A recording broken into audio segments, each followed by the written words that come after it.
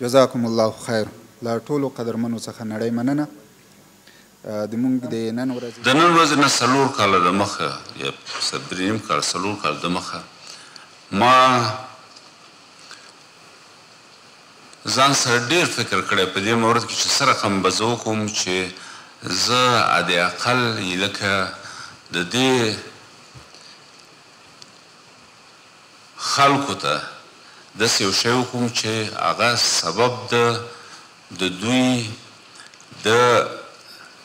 د اقتصاد د لوړېدو او د بیکارۍ مخه ونیسي.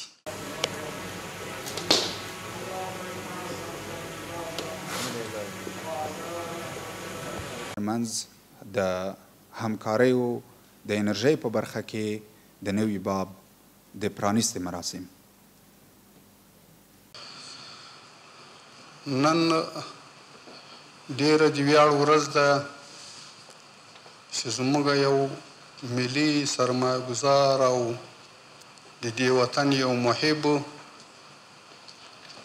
په خپله سرمایه ګزاري سره د افغانستان دپاره د 10 میلیارډو ډالرو او بیا د 10,000 میګاواټه برق تولید نن له موږ سره تفاهمنامه امضا کوي.